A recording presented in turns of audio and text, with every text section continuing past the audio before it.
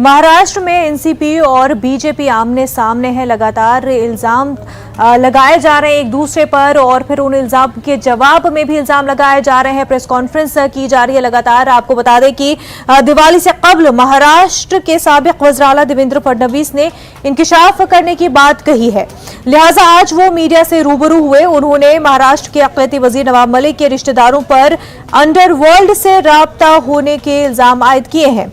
देवेंद्र फडणवीस ने कहा कि नवाब मलिक के रिश्तेदार ने मुंबई के गुनहगारों से जमीन खरीदी। देवेंद्र फडणवीस ने शाह वली खान और मोहम्मद सलीम पटेल का तज़किरा किया। शाह वली खान 1993 सिलसिलेवार धमाकों का कसूरवार है जो उम्र कैद की सजा काट रहा है। सलीम पटेल का ताल्लुक दाऊद गैंग से है जो हसीना पारेकर मुहाफिज और ड्राइवर था। फडणवीस ने आईबी की रिपोर्ट का हवाला देकर कहा कि हसीना के नाम पर जायदाद जमा होती थी, ये सब पटेल के नाम से लिस्ट होती थी।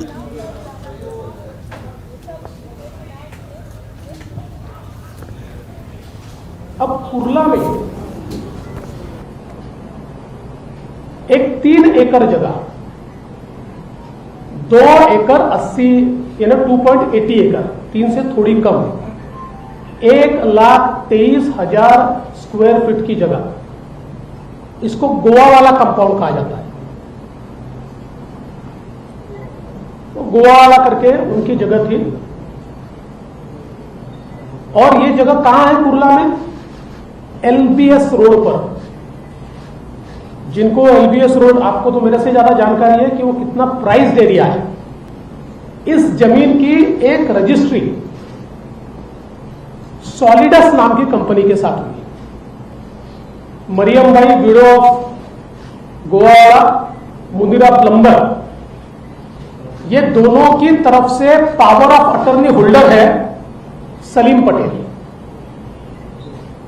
Irrevocable power of attorney holder है सलीम पटेल। और दूसरे बिक्री करने वाले कौन है?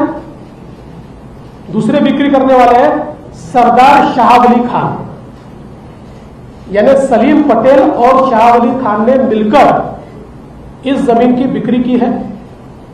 बिक्री किसको की है? Solidus investments private limited. ये Solidus investment private limited company है नवाब मलिक जी के परिवार की। इस पर जो आपको मैंने दिया हुआ है, इस पर लेने वाले की साइन है, वो है फराज मलिक इनकी। इस सॉलिडस में 2019 में स्वयं नवाब मलिक भी थे। उन्होंने कुछ समय के लिए वो थे, बाद में फिर मंत्री बनने का उन्होंने इस्तीफा दिया और आज भी उनके परिवार के लोग उसमें हैं। फराज मलिक, इन्होंने